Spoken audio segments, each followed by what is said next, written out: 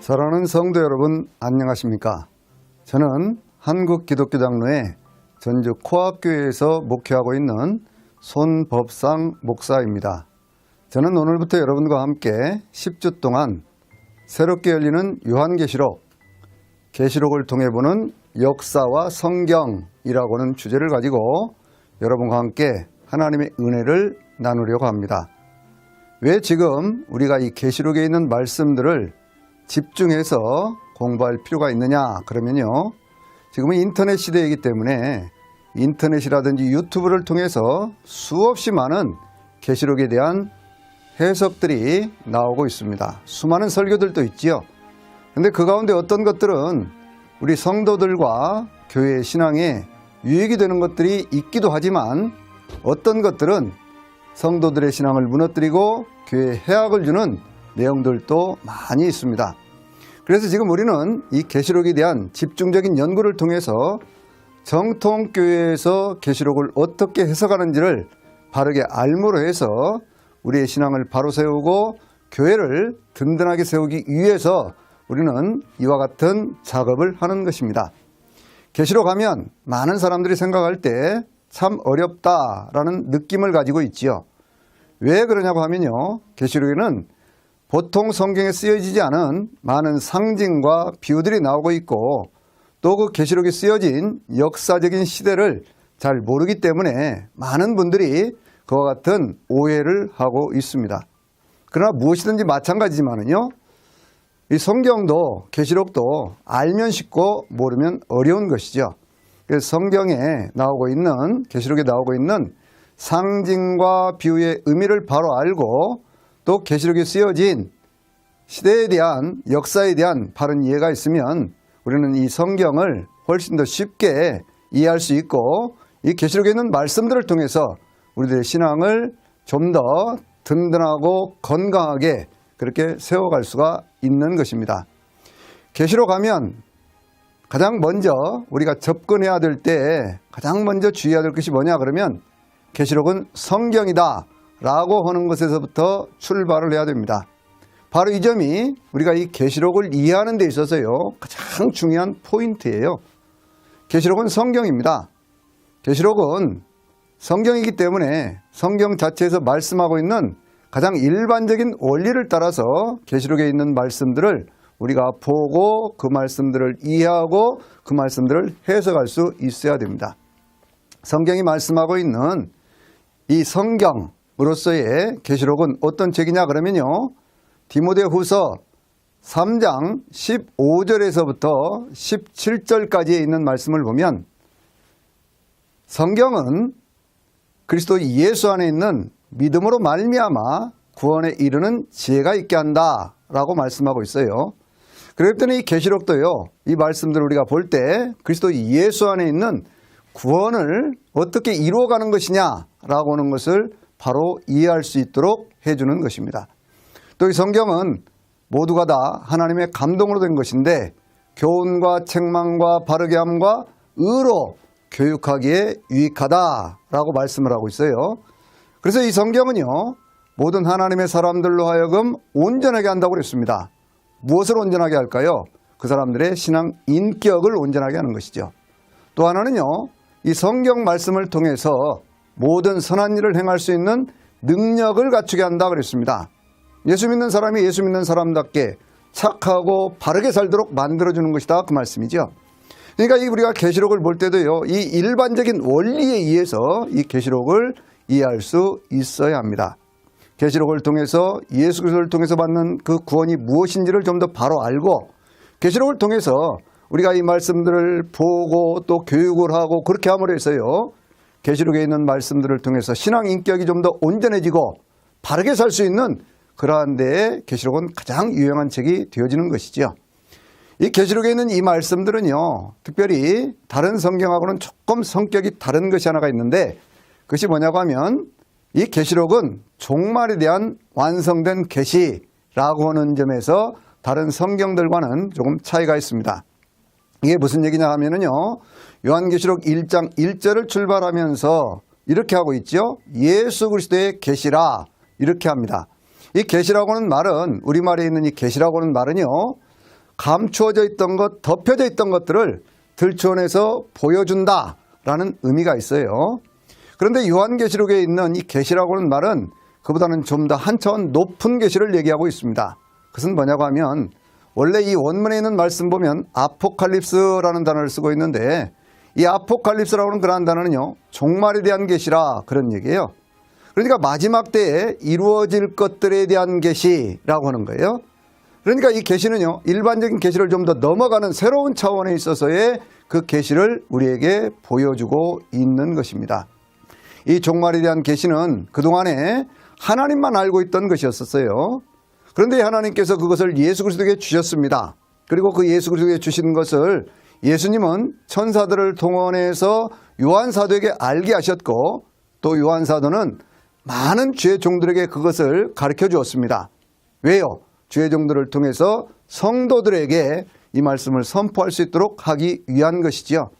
요한계시록 1장 1절에 있는 말씀에 하나님이 그에게 주사 반드시 속히 일어날 일들을 그 종들에게 보이시려고 그 천사를 그 종 요한에게 보내어 알게 하신 것이다 라고 말씀하고 있어요.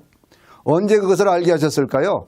계시록 5장 7절에 있는 말씀 보면 어린 양이 보좌에 앉으신 하나님의 손에서 두루마리를 취하시는 모습으로 그 내용이 나오고 있습니다. 이 계시가 종말에 완성된 계시라고 하는 것은 우리가 성경 전체 66권의 내용들을 살펴보면 좀 더 잘 알 수가 있는데요. 우리가 가지고 있는 성경은 구약이 39권, 신약이 27권, 전체가 66권으로 되어 있지요. 구약 39권의 책은요, 앞에 있는 5권이 율법서, 12권이 역사서, 그리고 5권이 시가서, 그 다음에 있는 17권의 책들이 그것이 예언서로 그렇게 되어 있습니다. 그러니까 이 내용들은요, 간단하게 우리가 정리를 한번 해보면 하나님의 말씀이 있고 그 말씀 따라 살아왔던 이스라엘 백성들의 역사가 있고요, 그 속에서 깨달았던 인간들의 지혜가 있다는 거예요. 그리고 시시때때를 따라서, 시대를 따라서 하나님의 말씀을 따라 살도록 권면하고 또 그 말씀으로 책망도 하고 그렇게 했던 예언자들의 삶과 그들이 전한 메시지가 있다, 그렇게 볼 수가 있는 것이죠. 이 신약은 뭐냐 그러면요, 신약이라고 하는 것은 예수 그리스도의 복음서에서부터 출발을 하는데 4권의 복음서가 있지 않습니까? 왜 4권의 복음서부터 출발을 하느냐 그러면요, 구약시대에 이 모든 삶에 대한 이야기를 하면서 동시에 해결하지 못한 문제가 한 가지가 있습니다. 결정적인 문제죠. 그것이 뭘까요? 인간의 죄에 대한 문제입니다. 하나님과의 관계를 끊어버리고 인간을 불행하게 하고 죽음을 가져온 이 죄에 대한 문제를 해결할 방법이 없습니다. 그래서 하나님께서 친히 이 죄의 문제를 해결하시려고 인간의 몸으로 오셨어요. 그분이 누굽니까? 바로 예수 그리스도이십니다. 그래서 예수 그리스도께서 이 땅에 오셔서 이 땅에 사는 모든 사람들에게 천국 복음을 가르치시고 또 전파하시고 모든 병든 것과 약한 것을 고쳐주신 다음에 십자가에서 모든 인류의 죄의 문제를 해결하셨어요. 그리고 부활하시고 승천하신 내용이 사복음서에 담겨져 있는 그러한 내용들이죠. 예수 그리스도께서 부활하시고 승천하신 그 다음에요, 그 다음에 교회가 세워집니다. 그 교회가 세워지는 그 내용이 바로 역사서로 사도행전의 한 권의 책으로 담겨져 있습니다.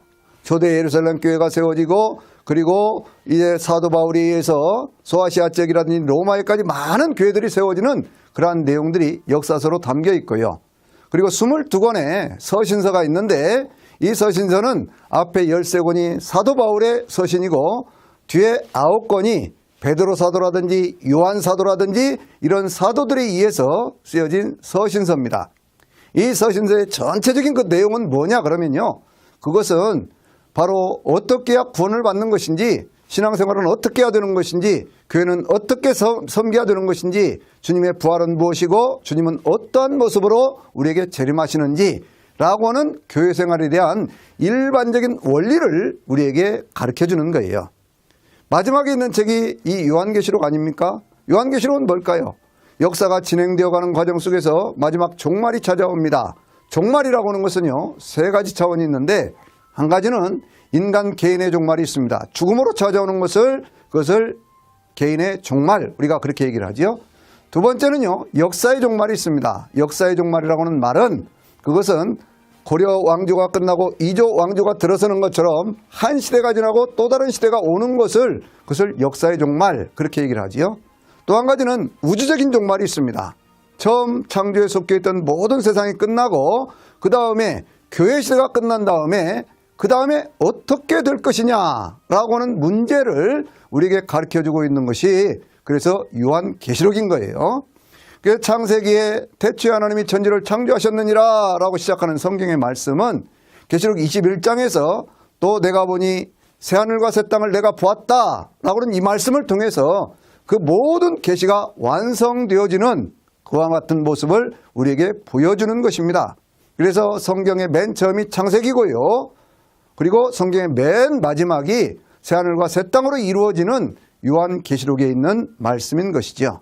창세기서부터 해서 요한계시록까지 이 말씀들은 그래서 쭉 예수 그리스도를 중심으로 해서 관통해 가면서요. 인간이 구원받는 그 원리와 그리고 인간의 마지막 구원의 모습은 어떻게 될 것이냐라고 하는 것에 대해서 말씀하고 있습니다. 이 말씀을 성경에 있는 네 구절을 통해서 다시 정리를 해보면요. 창세기 2장 1절에는 하나님께서 세상 모든 것들을 창조하셨다라고 하는 것에 대한 말씀이 나오고 있어요. 창조가 완성된 그 세상에 뭐가 들어왔다고요? 죄의 문제가 들어왔습니다. 이 죄의 문제를 누가 해결하신다고요? 예수 그리스도께서. 그래서 요한복음 19장 30절에 있는 말씀을 보면 예수님께서 이 십자가를 지시면서 다 이루었다라고 말씀하시거든요. 뭘 이루셨을까요? 인간의 죄의 문제를 속죄하셨다. 인간의 죄의 문제를 해결하셨다. 그렇게 말씀하는 거예요. 그래서 히브리서 10장에 있는 말씀 보면은요. 다시는 이 죄의 문제 때문에 제사 드릴 필요가 없다. 주님께서 영원한 속죄를 완성하셨다라고 하는 의미가 바로 거기에 있는 겁니다. 그런데 이 속죄를 이루신 예수 그리스도의 이 속죄의 사건이 이루어졌음에도 불구하고 우리 인간들의 삶에 있어서요. 그것이 영원한 영생이 육체적인 것까지 이어지는 못한다고 하는데 삶에 한계가 있는 것이죠. 또 세상 가운데는 여전히 악이 존재하고 있습니다. 조림하신 예수님께서는요. 우리 가운데 속죄를 통해서 영원한 생명의 길을 열어주시고 천국문을 열어주셨습니다. 그런데 이제 예수님께서 재림하실 때는 무엇을 하러 오실까요? 세상에 여전히 존재하고 있는 사탄, 또 귀신, 더러운 악한 세력들, 이 모든 것들을 하나님께서 심판하기 위해서 오시는 거예요. 그래서 계시록 16장 17절에 있는 말씀 보면 주님께서 되었다라고 말씀하고 있어요. 영어 성경에서는 it is done 그렇게 선언을 하고 있는데 하여튼 주님의 모든 심판이 완성되었다고 얘기해요. 그러면 주님이 심판하신 그 내용이 완성된 심판의 내용이 어디에 있을까요? 그것이 계시록 20장에 하나님께서 흰 보좌 앞에서 모든 죽은 자들을 심판하시고 생명책에 기록되지 못한 자들을 불못에 던지는 모습으로 그 심판에 대한 것들이 완성되는 것을 볼 수가 있습니다. 그러면 심판만 완성한다고 모든 역사가 끝납니까? 그것이 아니죠. 새하늘과 새 땅이 이루어지고 인간의 죽음이 없고 인간의 고통이 없고 인간의 눈물이 없는 완성된 새로운 천국이 이루어질 때 모든 것들이 완성되는 것 아니겠습니까? 그래서 계시록은 21장 6절에 있는 말씀 통해서 하나님이 내가 다 이루었다라고 구원의 완성을 말씀하고 있는 거예요. 창조가 완성된 그 세상 속에 죄가 들어왔고 죄의 문제를 주님께서 해결하셨고 그리고 마지막 또 심판하시고 모든 천국을 이루어 주심으로 해서 인간의 구원과 역사의 완성이 이루어지는 모습을 성경은 우리에게 보여주고 있는 것입니다. 그래서요 우리가 이 계시록에 있는 말씀들을 잘 보면 우리가 앞으로 어떻게 살아야 할지 그리고 어떤 식으로 결단하고 살아야 할지라고 하는 것에 대한 것들을 분명히 우리는 알 수가 있다 그 말씀이죠. 그래서 이 계시록에 있는 말씀은요 절대로 두려운 말씀이 아닙니다. 이 말씀들을 보면서 많은 사람들이 거기에 나오는 재앙들이라든지 이런 것만 생각을 하니까 사람들이 두렵게 생각을 해요. 그런데 이 계시록에 있는 말씀은 절대로 두려운 말씀이 아니에요. 왜냐하면 믿는 사람들의 삶에는 삶의 영원한 축복에 대한 말씀을 하고 있는 것이고 예수 그리스도를 대적하고 교회를 무너뜨리고 하는 그런 하나님을 대적하는 세력들에게는요 그 말씀이 재앙의 말씀으로 심판의 말씀으로 다가오기 때문에 예수 믿는 사람들에게는 축복의 말씀이요 믿지 않고 하나님을 대적하는 모든 세력들에게는 멸망과 저주의 말씀이 된다고 하는 거예요. 이것을 우리가 구별할 수 있어야 됩니다. 자 보세요. 요한계시록에는요, 축복에 대한 말씀이 무려 7번 나오고 있거든요. 그러니까 이 말씀은 믿는 자들에게는요, 영원한 축복에 대한 말씀이 되는 거예요. 무엇을 축복하고 있을까요? 요한계시록 1장 3절에 있는 말씀 보면 이 애언의 말씀을 읽는 자와 듣는 자와 그 가운데 기록된 것을 지키는 자들이 복이 있다. 이것이 계시록이 말씀하고 있는 첫 번째 복이거든요. 왜냐하면 때가 가깝기 때문이다 라고 말씀하고 있어요. 계시록 14장 13절에 있는 말씀 보면 주 안에서 죽는 자들이 복이 있다 라고 말씀을 합니다. 또 계시록 16장 15절에 있는 말씀을 보면요, 자기의 부끄러움을 가리우는 자, 자기의 옷을 지켜서 자기의 부끄러움을 가리운 자들이 복이 있다고 그랬는데, 왜냐하면 주님께서요, 도적같이 올 때 자기를 깨어지키는 사람들이 복이 있다 이렇게 말씀을 하고 있는 거예요. 이 말씀은요, 또 계시록 19장 9절에 있는 말씀 보면 주님이 어떤 사람들이 복이 있다고 말씀하느냐, 어린 양의 혼인잔치에 청함을 받은 자들이 복이 있다라고 말씀합니다. 계시록 20장 6절에 있는 말씀 보면은요, 첫째 부활에 참여하는 자들이 복이 있다고 말씀합니다. 왜? 둘째 사망이 그들을 다스리는 권세가 없다는 거예요. 둘째 사망이 뭘까요, 여러분? 둘째 사망은 불못 지옥의 형벌이거든요. 그러니까 첫째 부활에 참여하는 사람들, 그 천년왕국이거든요. 거기에 참여하는 사람은 복이 있다 그렇게 말씀을 하는 거예요. 또 주님께서는요, 어디에서 복이 있다라고 말씀을 하냐면요, 바로 계시록 22장 7절에 있는 말씀 보면 주님께서 또 말씀을 하십니다. 뭐라고 말씀을 하시죠? 이 두루마리에 기록된 말씀들을 지키는 자가 복이 있다라고 말씀을 하셔요. 또 한 가지는 어디에 있을까요? 계시록 22장 14절에 있는 말씀 보면 어린 양의 피에 그 옷을 씻어서 희귀한 자들이 복이 있다라고 말씀합니다. 그런데 이 모든 복들이 이루어지는 그러한 과정 속에서 주님께서요, 또 한 가지 아주 중요한 그런 말씀을 하는데, 어린 양의 혼인잔치에 참여하는 자들이 복이 있다라고 하는 말씀을 하고 있죠. 청함을 받은 자들이 복이 있다. 계시록 19장 9절에 있는 말씀 가운데서는 그렇게 말씀하고 있거든요. 그래서 7가지 복에 대한 그러한 말씀들을 우리가 보면 주님께서는요, 이 애언의 말씀, 계시록에 있는 말씀들을 통해서 무엇을 우리에게 말씀하고 있을까요? 믿는 자들의 구원과 축복에 대한 내용들을 우리에게 말씀하고 있다라고 하는 것을 우리는 알 수가 있는 것입니다. 그러면 왜 주님께서 이와 같이 믿는 자들의 구원에 대한 말씀을 하고 또 여러 가지 많은 그러한 얘기들을 하고 있을까요? 그것은 바로 그 시대가 아주 어렵고 고난하고 힘들었던 그러한 상황 속에 교회가 있었다고 하는 거예요. 초대교회는요, 많은 고난 속에 있었습니다. 그래서 주님께서는 계시록 22장 16절에 있는 말씀 통해서 나 예수는 교회들을 위하여 내 사자를 보내어 이것들을 증언하게 하였느니라 라고 말씀하고 있거든요. 이 말씀에 깊은 의미가 어디 있냐면, 초대교회가 세워진 이후에 예수 그리스도의 부활과 승천이 이루어진 그 다음에 성령께서 강림하셔서 초대교회가 세워지지 않습니까? 예루살렘 교회가 세워지기 시작합니다. 그런데 이 예루살렘 교회는요, 교회가 많이 부흥하고 성장했던 그 기간은 불과 한 2, 3년밖에 되지 않는다 라고 하는 것을 우리가 알 수가 있어요. 왜냐하면 교회가 세워지고 교회가 성장해 가기 시작하면서 그때 그 지역을 다스리고 있던 그러한 로마의 어떤 권력들과 그리고 사내들이라고 하는 그러한 그 정치체제를 통해서 그 땅에서 기득권을 누리고 있던 많은 유대인들이요, 이 교회가 성장해가는 것에 대해서 두려움을 느끼고 그들에게 위협을 느꼈다는 거예요. 그래서 그들을 핍박하고 그들에게 많은 고난을 주기를 시작을 합니다. 성경을 보면요, 사도행전에 있는 말씀 보면 베드로는 감옥에 갇히기도 하고 스데반 사도는 순교를 하고 그리고 야고보 사도도 순교를 하게 되는 그러한 엄청난 고난과 핍박의 시기가 있습니다. 그래서 예루살렘 교회가 한 2, 3년 막 부흥하는 것 같다가 그들이 막 흩어져 가기 시작하면서 사마리아 지역의 빌립 집사를 통해서 교회가 세워지고 안디옥에 가서 그들이 교회를 세우지 않습니까? 그 안디옥에 세워졌던 그러한 교회들을 통해서요, 세계선교의 문이 열리게 되잖아요. 그리고 더 나아가서요, 이러한 고난과 고난이 어디에 다시 이어져 가느냐 그러면 51년에 집권을 해서 54년에 집권을 해가지고요, 68년까지 그 로마를 다스렸던 네로라고 하는 그러한 황제가 있었습니다. 네로는요, 64년에 이 로마 시내에 불을 질렀는데 그 불을 질른 것이 너무나 이렇게 많이 타오르기 시작하면서 로마 시내의 한 절반 가까이를 태우기를 시작을 했습니다. 그 고난의 어떤 그러한 상황 속에서 그들은 뭘 이렇게 했느냐 그러면요, 그 모든 죄를 누구에게 그걸 뒤집어 씌웠어요? 기독교인들에게 그걸 다 뒤집어 씌웠습니다.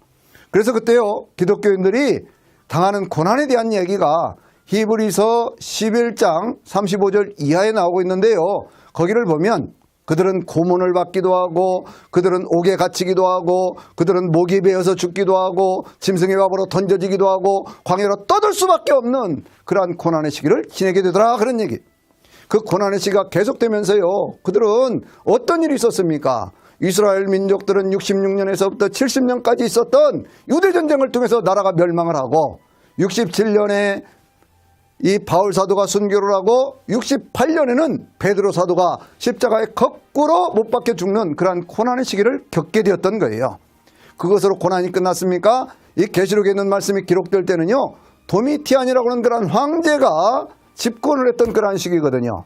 그때가 나라가 흔들리기 시작하고 그러니까 이 사람이 했던 일이 있습니다. 그것이 뭐냐면 자기가 다스리는 모든 로마의 지역에 자기의 형상을 닮은 그러한 우상들을 만들어 세워놓고 그것에 경배하지 않는 사람들은 누구든지 다 죽이도록 하고 짐승의 표를 가진 자 외에는 매매를 하지 못하게 하더라 라는 말씀이 나오지 않습니까? 계시록 13장이에요. 두 짐승으로 그렇게 묘사되고 있어요. 그 가운데 바다에서 올라온 짐승이 바로 그것이 적그리스도인 권력자, 또 땅에서부터 올라온 그 짐승이 거짓 선지자거든요.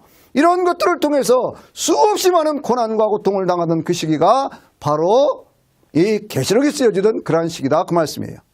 이렇게 고난과 압박과 시련 속에 있었던 이 교회들에게 그때 성도들은 자기들의 마음속에 여러 가지 많은 생각들을 하게 됩니다. 이렇게까지라도 하면서 그 고난 속에서 내가 예수를 믿어야 되냐, 그 말이에요. 내가 십자가에서 못 박혀 죽는 그러한 사도들의 모습을 보면서, 주변에 있는 성도들의 모습을 보면서 내가 예수 믿어야 되느냐, 그거예요.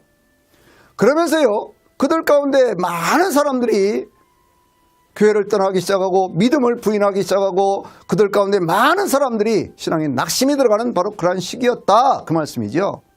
그러한 시절에 주님께서는 교회를 붙들고 죄종들을 붙들고 성도들의 믿음을 굳건하게 하기 위해서 그 고난 속에 있는 그 교회를 바라보면서 주님께서는 이 계시록에 있는 말씀들을 주신 것입니다.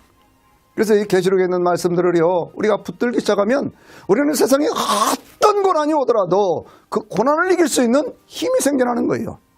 교회는요, 뭔가 화려하고 크고 뭐 좋은 것을 통해서 이루어져 가는 것 같지만 그것이 아니라는 거예요. 그 속에서 작고 연약하고 부족하고 힘든 상황 속에서 믿음을 붙들고 오직 예수 그리스도만이 나의 주님이시라고 하는 그러한 믿음의 고백을 하는 성도들의 그 피, 성도들의 헌신, 성도들의 그 땀, 그 눈물, 바로 거기에서 하나님의 교회는 지금까지 이루어져 왔던 것입니다. 그러한 상황들을 바라보고 있던 바로 그 시절에 그 고난 속에 있던 그 성도들과 교회들, 죄종들에게 주님은 그들을 격려하기를 원하셨어요. 그리고 너희들이 믿음을 지켰을 때 마지막에 무엇이 어떻게 되느냐라고 하는 것을 보여주기를 원하셨습니다. 그래서 이 계시록에 있는 말씀이 주어진 거예요. 계시록은 성경입니다, 여러분들. 우리 성도들의 신앙의 표준서예요. 그래서 이 성경을 많이 보고 계시록에 있는 말씀들을 많이 보면 우리의 믿음이 강건해지고 굳건해진다, 그 말씀이에요. 계시록에 있는 말씀은 종말의 완성에 대한 말씀이기 때문에 역사의 끝, 그것은 어떻게 되는 것인지, 우주 만물의 끝, 그것은 어떻게 되는 것인지, 우리 개인의 종말, 죽음이 찾아왔을 때 그 다음엔 무엇이 있는지라고 하는 것을 알 수 있게 되어 있습니다. 이 계시록에 있는 말씀은 예언의 말씀이기 때문에 우리의 삶을 하나님께서요, 그것을 뭔가 한번 과거도 돌아보게 하고 현실을 진단하게 하고 또 내일을 바라볼 수 있는 그러한 눈들을 열어주는 거예요. 고난 가운데 있을 때, 시련 가운데 있을 때, 눈물 가운데 있을 때 우리의 삶을 통해서 우리는 무엇을 하나님 앞에 드릴 수가 있겠습니까? 믿음을 배반하고 돌아서서 나 다시는 예수 믿지 않겠어 하고 떠나야 되겠습니까? 아니면 그럼에도 불구하고 나는 주님을 믿습니다, 나는 주님의 백성입니다, 나는 하나님의 자녀입니다 라는 그러한 믿음을 고백하면서 하늘나라에 가는 그날까지 영원한 승리의 삶을 살아야 할 것입니까? 여러분은 어떻게 하실 겁니까? 우리 현실적인 삶 그 앞에서 우리의 삶의 결단을 요구하는 것이 바로 그것이 계시록에 있는 말씀이에요. 그래서 이 계시록에 있는 말씀들을 통해서 우리는 삶을 결단할 수 있습니다. 이 계시록에 있는 말씀들을 통해서 우리는 내가 오늘 예수 믿는 사람으로서 어떻게 살아야 할 것이냐를 결정할 수 있다고 말씀이에요.